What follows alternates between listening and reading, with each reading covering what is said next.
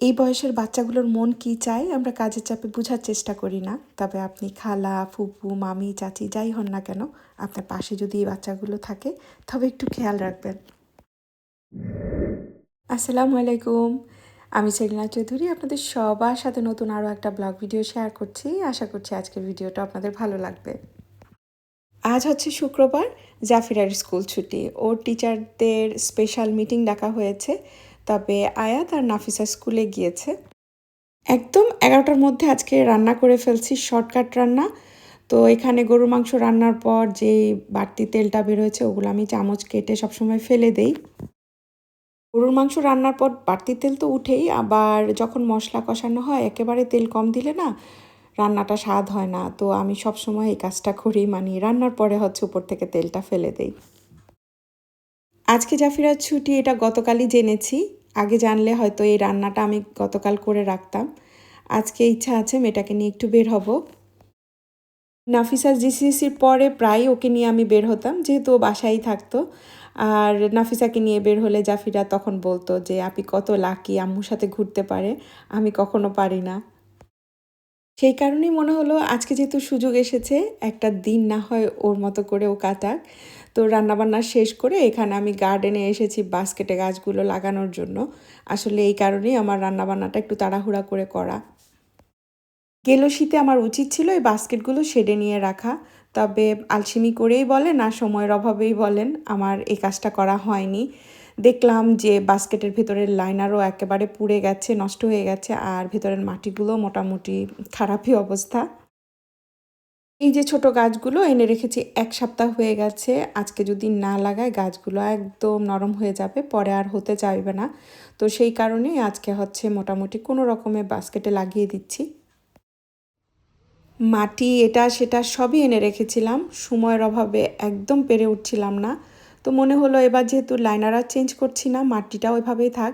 ইনশাল্লাহ next year আল্লাহ যদি হায়াতে বাঁচিয়ে রাখেন তাহলে সবই পাল্টে দেওয়ার চেষ্টা করব। এবার আমি মোটামুটি আন্দাজের উপরে গাছগুলো নিয়ে এসেছি। বেশিরভাগ গাছেই বোঝা যাচ্ছে না যে কোনটাতে কী কালার।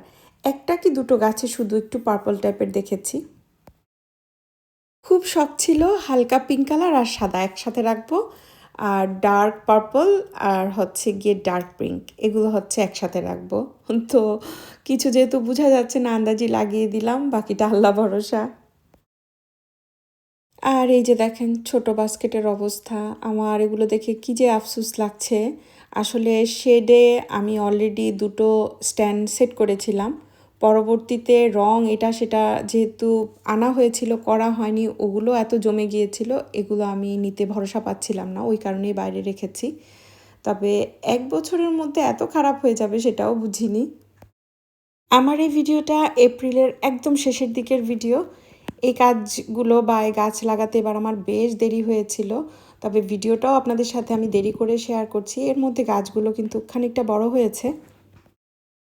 আর এই যে বাসার সামনে বেডিংটা করে রেখেছিলাম, এখানে বিভিন্ন সময় বিভিন্ন ফুলের বাল্ব এনে রেখেছিলাম যে বড় হতে থাক, আমি যদি আমার বাসার সামনে হাউসটা করতে পারি ওখানে সব কিছু মুভ করাবো। এর মধ্যে দেখলাম স্লাগ অনেক অনেক বাল্ব খেয়ে ফেলেছে, তো অল্প কিছু টিউলিপ এবার ফুটেছে। আমি জানি না যাদের বাগান করার শখ তারা এইভাবে কীভাবে এই সব কিছু ম্যানেজ করে।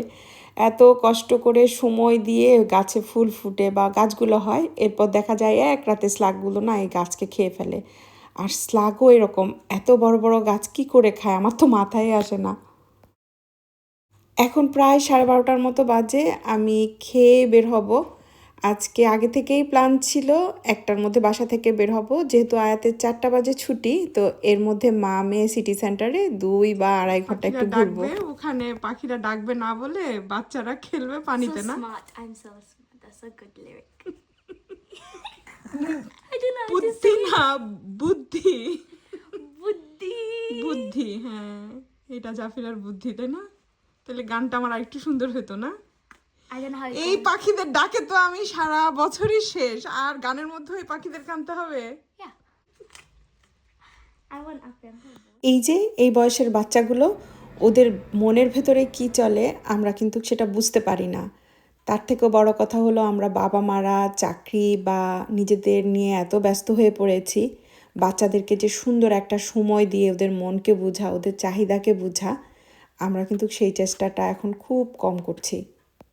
আমার আজকের এই কথাটা অনেক আপুদের খারাপ লাগবে আমি জানি, তারপরও আমি বলবো খারাপ যদি লাগে তাহলে একটু নিজেকে প্রশ্ন করে দেখেন যে আপনি প্রতিদিন আপনার বাচ্চার পাশে বসে কতটুকু সময় দিচ্ছেন। এই বয়সের বাচ্চাদের ব্রেন বলেন, মন বলেন, সব কিছু কিন্তু একটু বিগড়ে যায়, একটু অন্যরকম থাকে, এটা আমরা সবাই জানি, কিন্তু তারপরও আমরা এই সময়টাতে যে একটু খেয়াল রাখা সেটা কিন্তু করি না। এই যে আমি বলছি আমিও যে সময় দেই সেটা না, তারপরও সময়, অবস্থা বা নিজেদের অবস্থান সব কিছুকে মাথায় রেখে যতটুকু পারি চেষ্টা করি এই আর কি। আর সবচেয়ে বড় কথা হলো এই বয়সের কোনো বাচ্চা যদি আপনার আত্মীয়র মধ্যে থাকে, যেমন বোনের মেয়ে, ভাইয়ের মেয়ে, কিংবা হয় না শ্বশুরবাড়ির দিকের, তো এই বাচ্চাগুলো যদি আপনার আশপাশে থাকে তাদের দিকেও না একটু খেয়াল রাখবেন। বিশেষ করে মেয়ে বাচ্চাদের দিকে ওদের অনেক কিছু শখ হয়, আমরা হয়তো বুঝতে পারি না, আবার সব কিছু যে আমরা ওদের মতো করে দিয়ে দিব সেটাও না। আমি এখনও আমার বাচ্চাদেরকে বয়স অনুযায়ী অনেক কিছু করতে দেই না, ওরা রাগ হয়, তারপর আবার ওদেরকে বুঝাই যে একটা সময় তোমরাই বুঝবা যে কেন দেই না।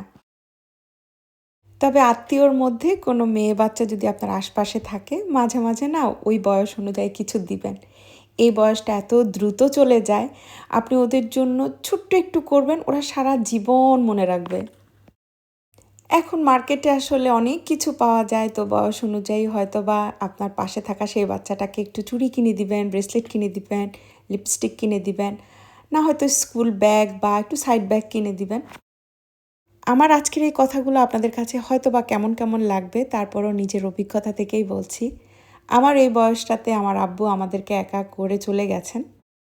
সেই বয়সে আমি সময়ের সাথে, পরিস্থিতির সাথে খাপ খাওয়াতে খাওয়াতে একটা সময় এমন একটা জায়গায় চলে গিয়েছি যে মার কাছে আবদার করে যে কিছু চাওয়া বা মাকে যে বলা আম্মু আমার এটা লাগবে, এটাই মনে হয় আমি ভুলে গিয়েছিলাম।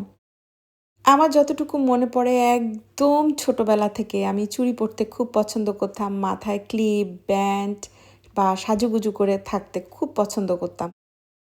আর সেই আমি কবে যে এত পানসে হয়ে গেছি আমি নিজেও জানি না। এখন আমার মেয়েদেরকে যখন দেখি তখন অনেক কিছু ভাবি, সেই সময়ের কথা ভাবি। তবে ওই সময়টাতে আমাকে যে যা দিয়েছে সব কিছু আজ পর্যন্ত আমার কাছেই আছে। সেই থেকে আমার শপিংয়ে ঘোরাটা একটা নেশা হয়েছে।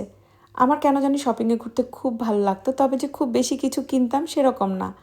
আমার এখনো মনে আছে বাণিজ্য মেলায় আমি ২-১ বার গিয়েছি। তখন আমার মেঝো মামী আমাকে মানে কয়েক ডজন চুড়ি কিনে দিয়েছে, যেগুলো এখনো আমার কাছে আছে।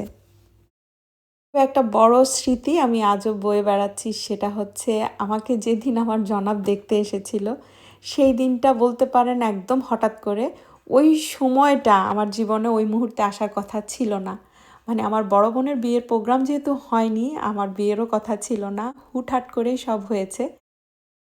সেই দিন আমার সাথে ছিলেন আমার খুব প্রিয় একজন মানুষ, আমাদের লাভলি মামি। উনি কম বেশি আমাদের সবারই প্রিয়। সেদিন আমরা খুব অল্প সময়ের জন্য সবাই একসাথে হয়েছিলাম। এরপর লাভলি মামি হচ্ছে আমাকে নিয়ে কয়েকটা দোকানে ঢুকলেন, কয়েকটা জিনিস কিনে দিলেন। সেই জিনিসগুলো আজও আমি কাছে রেখেছি।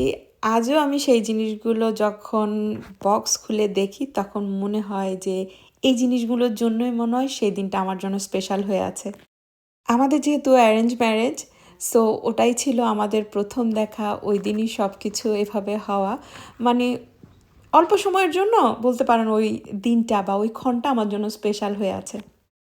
এই যে আমি এখন নিজেই মেয়ের মা, হয়তো আর কিছুটা সময় পরে আমাকেও আমার মেয়ের জন্য এরকম দিনক্ষণ সব কিছু ঠিক করতে হবে। তবে মনের মাঝে আজও আমি সেই সুন্দর সময়টা ধরে রেখেছি। তো সেই কারণেই বললাম আর কি যে আপনাদের আশপাশেও যদি এরকম মেয়েরা থাকে অবশ্যই একটু খেয়াল রাখবেন। খুব বেশি যত্নে রাখতে না পারলেও আদরে রাখবেন। কারণ এই যে বিয়ের আগের সময়টা, এই সময়টাই মনে হয় মেয়েদের জন্য মধুর সময়। বিয়ের পর মেয়েদের উপরেও মানে শান্তিতে থাকলেও না বিশাল দায়িত্ব এসে পড়ে। আমার আজকের কথাগুলোকে কেউ প্লিজ কোনো নেগেটিভভাবে নেবেন না। আমার ভেতরে এই কথাগুলো প্রায়ই আসে। এখন আমার মেয়েরা বড় হয়েছে, ওদেরকে দেখলে তো আমি আরও বেশি ভাবি। ওই কারণেই আজকে কথাগুলো আপনাদের সাথে শেয়ার করলাম। আপনাদের আশপাশে আত্মীয় স্বজনের মেয়ে বলেন আর নিজের মেয়েই বলেন, যেই মেয়েটাই আপনার পাশে থাকে তাকে আদরে রাখবেন, যত্নে রাখবেন, মায়ায় রাখবেন। আপনাদের সাথে কথা বলতে বলতে এখানে আমি নিমকি বানানোর প্রস্তুতি নিচ্ছি। আয়াতের খুব পছন্দের, বাচ্চাটাকে অনেক দিন বানিয়ে দিব বলেছিলাম, তো আজকে যেহেতু বিকেলে কোনো কাজ নেই তো ভাবলাম যে একটু নিমকি বানিয়ে ফেলি। বলো। Oh, it looks like you're making nimki. The black bits. The black bits. There's these black bits in. তাতে You কি? use those black bits in the nimki. I না, swear. এটা রুটিতে দেওয়া যায়, কে বললো? No, these tiny black bits. These tiny black bits was in Nimki. the nimki, yeah, last time. I didn't know 'cause এখানে আমি 4 cup ময়দা নিয়েছিলাম আর প্রত্যেক কাপের জন্য 2 টেবিল চামচ করে আমি তেল দিয়েছি, তো টোটাল 8 টেবিল চামচের মতো তেল দিয়েছিলাম। সাথে আমি একটু বেশি করে কালো জিরা দিয়েছি, স্বাদ মতো লবণ দিয়েছি। আর মচমচে ভাবটার জন্য বা একটু স্বাদটা ব্যালেন্স করার জন্য এখানে আমি 1 চা চামচ চিনি দিয়েছি, খুব বেশি না। এরপর শুকনো অবস্থায় ময়দার সাথে তেল মিলিয়ে এখানে একদম ট্যাপের যে নর্মাল পানিটা আছে সেই পানিটা দিয়ে আমি শক্ত টাইপের একটা ডো করেছি। আর এই ডোটাকে আমি জাস্ট 10 মিনিটের জন্য একটা সাইডে রেখে দিব। কিছুক্ষণ রাখার পর দেখবেন যে আটাটা না একটু সেট হয়ে গেছে, মানে যখন আপনি টান দিবেন তখন একটু রাবারি একটা ভাব এসেছে। তবে খুব বেশি রেখে নরম করে ফেলবেন না, তাহলে খাস্তা যে ভাবটা সেটা নষ্ট হয়ে যাবে। এবার এটাকে আমি ধরেন 30-40 সেকেন্ডের মতো একটু মথে নিব, তাহলে এই ডোটার মধ্যে একটা সফট ভাব চলে আসবে। আমি এখানে 4টা রুটি বানানোর জন্য একটু ভাগ করে নিয়েছি। আসলে এই কাজটা আপনারা আপনাদের মতো করে নেবেন। তবে খাস্তা নিমকি যদি খেতে চান, এই যে রুটিটা বানাবেন এটাকে একদম পাতলা করে ফেলবেন না, পাতলা করলে হয় কি কুড়মুড়া ভাবটা চলে আসে। আমি একটু ভারী টাইপের রুটি করে নেই, তাহলে হয় কি খাস্তা ভাবটা পাওয়া যায়। আর এই তো রুটি বানানোর পর আপনারা পাস্তা কাটার কিংবা পিৎজা কাটার বা এই টাইপের যে কোনো পিঠা কাটার দিয়ে আপনাদের মতো করে কেটে নিতে পারেন, বা চাইলে ছুরি দিয়েও কেটে নিতে পারেন। বাচ্চারা এই কাটা কাটা পিসগুলো খেতে পছন্দ করে, তো সেই কারণে আমি কেটে নিচ্ছি। তবে আপনারা চাইলে এগুলো দিয়ে ছোট ছোট রুটি বানিয়ে সুন্দর চারকোনা ফোল্ড করে আপনারা এগুলো ভেজে নিতে পারেন। এই টাইপের জিনিসগুলো ভাজতে হলে না তেলটাকে খুব হালকা গরম করতে হয়। আর তেল গরম হওয়ার সাথে সাথে এই যে জিনিসগুলো দিবেন, তারপর আপনারা চুলাটাকে লোতে রেখে দিবেন। শুরুতে ঠান্ডা তেলে দিলে তেল ঢুকে যায়, আর শেষের দিকে যদি আপনারা আগুনটা বেশি দিয়ে এগুলোকে ভাজেন তাহলে হবে কি উপরে লাল হয়ে যাবে, ভেতরে নরম থেকে যাবে। তো আমার রিলস দেখে যারা কমেন্টস করেছেন যে আপু ভাজির পর পরের দিন তো নরম হয়ে যায়, তারা এই ভুলটা করেন। মানে উপর থেকে মচমচা করে ফেলেন, ভেতরে নরম থেকে যায়, ওই কারণে পরের দিন নরম হয়ে যায়। এরা যখন অল্প আঁচে এটাকে এরকম আস্তে আস্তে ভাজবেন, দেখবেন যে ভেতর দিক থেকে ওটা খুব সুন্দর করে হবে। এই যে দেখেন একদম চাপা দেওয়ার সাথে সাথে মুড়মুড় করে ভেঙে গেছে। আর এই যে ভেতরটা আপনাদেরকে একটু দেখাচ্ছি, ভেতরটা কতটা মচমচে বা খাস্তা টাইপের হয়েছে দেখে নিশ্চয়ই বুঝতে পারছেন। এই যে এর মাঝখানে বাচ্চাদের সাথে তাদের বাবাও যোগ দিয়েছে। সে তো ভাজি ভুজি খেতে চায় না, তবে এগুলো বানালে ঠিকই খায়। আজকে আমি অনেকগুলো বানিয়েছি, মাঝখানে বাচ্চারা অনেকগুলো খেয়েছে, আর বাকি এই যে এগুলো আমি একটা এয়ারটাইট বক্সে ভরে রেখে দিব। আসলে একটু তাড়াহুড়া করছিলাম, আমাদের এখানে মাগরিবের সময়টাও হয়ে যাচ্ছে। আলহামদুলিল্লাহ, দিন যেহেতু অনেক বড়, আমরা এখন মাগরিবের সময় একসাথে সবাই নামাজ পড়ার একটা সুযোগ পাই। এখন দিন অনেক বড়, তো বাচ্চারা স্কুল থেকে আসার পর সেই 5টা, 5:30 বা 6টায় যে কিছু খায়, এরপরে আর কিছু খেতে চায় না। সেই কারণেই না এই টাইমটাতে এরকম কিছু হলে একটু একটু খায়, এরপর অবশ্য ওরা আর কিছুই খেতে চায় না। ঘুমের আগে ওদেরকে দুধটা দিয়ে দেই। এশার ওয়াক্ত এখন এত দেরিতে হয়, এর মাঝে না থাকে ঘরের কোনো কাজ, না নিজের মতো করে কিছু করা যায়, তো করি কি টুকটাক হাতের এরকম কিছু কাজ থাকলে সেরে নেই। অনেক দিন ডুবেটের সাথে ম্যাচিং করে আয়াতের জন্য এই বালিশ আর কোল বালিশটা সেলাই করব বলে ফেলে রেখেছি, হচ্ছিলই না। তো আজকে মনে হলো হাতে যেহেতু সময় আছে করে নেই। মাঝে মাঝে দেখা যায় প্ল্যান করে করব এই ধরনের কাজগুলো, তো সেটা আর হয় না। দেখা যায় হুলস্থুল করে এরকম সময় বের করে করলে কাজের কাজ ঠিকই হয়ে যায়। তো যাই হোক, আজকে ব্যস্ত একটা দিন আপনাদের সাথে শেয়ার করেছি। সবাই ভালো থাকবেন, আল্লাহ আপনাদের সবাইকে হেফাজতে রাখুন। আসসালামু আলাইকুম।